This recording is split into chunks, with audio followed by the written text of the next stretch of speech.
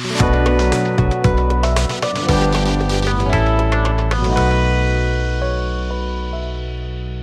वालेकुम। तो welcome back to next video. तो आज भी हम काली लिनक्स पे कमांड प्रॉम्प्ट पे कुछ कमांड्स सीखेंगे कि वर्क कैसे करती हैं। तो आज बेसिकली हम ज़्यादातर सीखेंगे कि एक फ़ाइल डिक्शनरी को बनाया कैसे जाता है और उसको रिमूव कैसे किया जाता है। तो ये कमांड प्रॉम्प्ट हमने ओपन कर लिया है रूट वाली।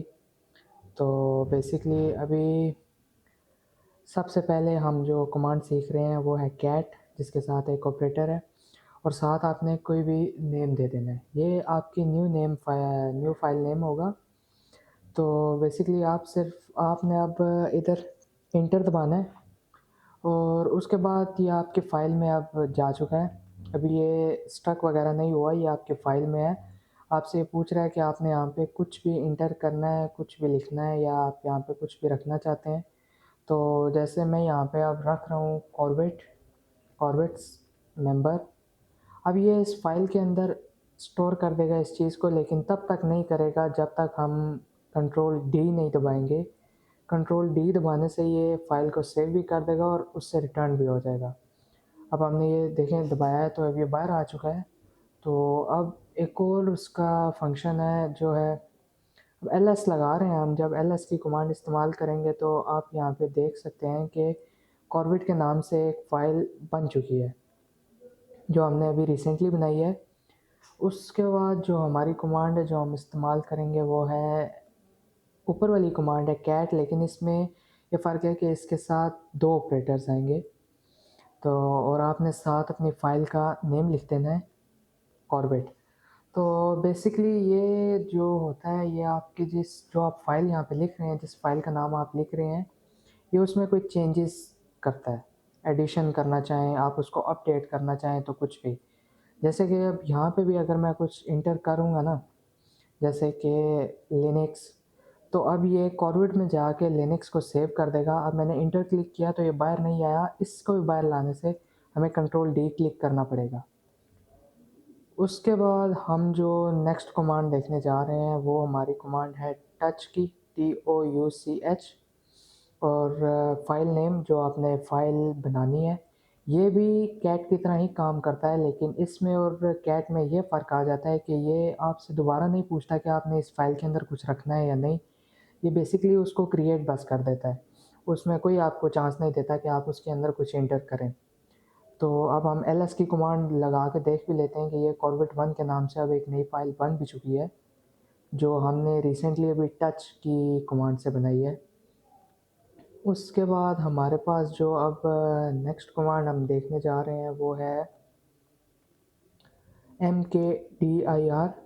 और यहाँ पे नेम आ जाएगा। तो बेसिकली mkdir एक डिक्शनरी हमारे लिए क्रिएट करता है। डिक्शनरी और फाइल में बहुत फ़र्क होता है। डिक्शनरी मेन होती है, तो अब डिक्शनरी हमारी जो बनती है वो mkdir से बनती है। उसके बाद हमने किसी भी डिक्शनरी का यहाँ पे नाम लिखना है और जब हम इंटर दबाएंगे तो वो क्रिएट हो जाएगी। तो ये ls से हमें नज़र भी आ रहा है कि यहाँ पे देखें कि उसने डिक्शनरी बनाई है, लेकिन अब डिक्शनरी और फाइल्स में ये चीज़ चेंज आ रही है कि डिक्शनरी का कलर चेंज है और फाइल का कलर चेंज हो चुका है। तो डिक्शनरी अब ये बन चुकी है। उसके बाद जो हम अगली अगली कमांड देखने जा रहे हैं वो है mv की, जिसमें हम इसको इस्तेमाल करके हम अपनी फ़ाइल का नेम चेंज कर सकते हैं, यानी रीनेम कर सकते हैं। तो mv कॉर्बेट मतलब हमने कॉर्बेट वो रखी है जो हमारे पास पहले से मौजूद थी, और जो कॉर्बेट 2 है वो इसका न्यू नेम हो जाएगा। तो जब हम इसको इंटर दबाएंगे तो ये हमारे पास जो भी यहाँ पे बेसिकली कॉर्बेट के नाम से फ़ाइल पड़ी है उसको ये रीनेम कर देते हैं। ls की कमांड से भी हम एक बार देख लेते हैं। तो देखें यहाँ पे कॉर्बेट के नाम से कोई भी फ़ाइल नहीं है, अब कॉर्बेट 2 के नाम से वो रीनेम हो चुकी है। उसके बाद हमारे पास जो नेक्स्ट कमांड आ रही है वो है rm। बेसिकली rm होता है रिमूव करने के लिए किसी भी फाइल को। ये हमारी डिक्शनरीज वगैरह को रिमूव नहीं करता, तो इसीलिए rm हम लिख रहे हैं और साथ ही हम इसके किसी भी फाइल को जिसको हम डिलीट करना चाहते हैं उसका नाम लिख देंगे। अब जिस तरह लिनक्स है, लिनक्स इसमें डिलीट नहीं हो पाएगा क्योंकि वो एक डिक्शनरी बनी हुई है। तो हम किसी भी फाइल का नाम देते हैं जैसे कि corvet1, और यहाँ पे इंटर दबाया तो ये अब रिमूव हो चुकी है। ls की कमांड से हम दोबारा रन करके देख भी लेते हैं। लेकिन अब इसमें चेंज ये आया है कि जब हमने इसको डिलीट किया तो इस कमांड को इंटर करने से पहले इसने हमें कुछ भी नहीं पूछा कि आपने डिलीट करनी भी है या नहीं। इसने ऑटोमेटिकली जो ही हमने इंटर क्लिक किया तो इसने डिलीट कर दिया। और उसके बाद जो हम एक और अब देखेंगे कि अब हम डिक्शनरीज़ को कैसे रिमूव कर सकते हैं। तो उसके लिए होती है RMDIR। तो हम लिनक्स अब डिक्शनरी का नाम लिखना है, किसी फाइल का नाम नहीं लिखेंगे। और जब हम इसको इंटर करेंगे तो ये भी बेसिकली इसको रिमूव कर देगी। अब इसने भी इंटर के बाद हमसे कोई इस तरह नहीं पूछा कि भाई आप इसको रिमूव करना चाहते हो या नहीं, आप में इसमें कोई डाटा है या नहीं। तो आपने ये एहतियात से इनको रिमूव करना है। उसके बाद हमारी एक और भी कमांड होती है जो होती है RM-R डिक्शनरी का नेम। ये भी डिक्शनरी रिमूव करने के काम आती है। RMDIR और RM-R एक ही काम करती हैं। तो इससे पहले हम एक और डिक्शनरी बना लेते हैं जिस पे हम ये टेस्ट करेंगे। तो हमने ये डिक्शनरी बना ली। अब ये लिनक्स के नाम से चेक भी कर ली कि बनी हुई है। अब इसके बाद हम RM-R करेंगे और उसके बाद लिनक्स।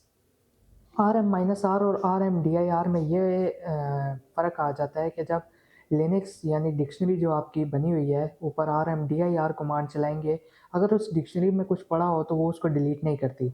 लेकिन RM-R अगर उसमें कुछ भी पड़ा हो तो वो उसको फॉर्मेटली एकदम उसको ना डिलीट कर देती है। तो यहाँ पे हम नोटपैड ओपन करके आज चेक करते हैं कि आज हमने क्या क्या सीखा है। तो सबसे पहली फ़ाइल जो हमने सीखी थी कमांड वो थी कैट, और कोई भी फ़ाइल नेम जो आप रखना चाहते हो।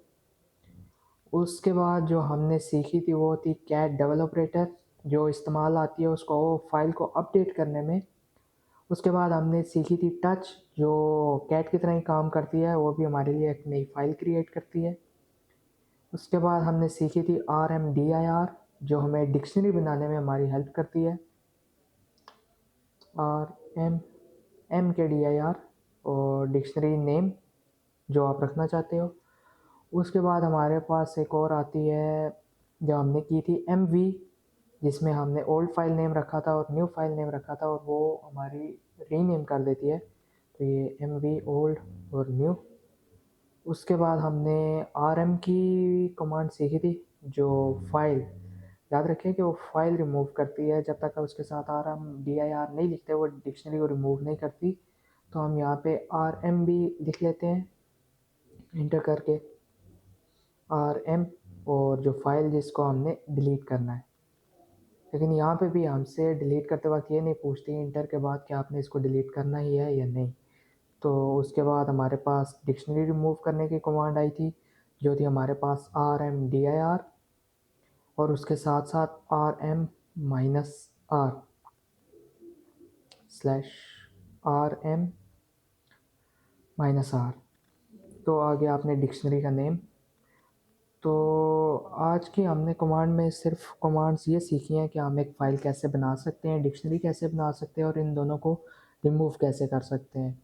तो आज की हमारी वीडियो के लिए सिर्फ इतना ही। इंशाल्लाह मिलते हैं हम अपनी नेक्स्ट वीडियो में। अल्लाह हाफ़िज़।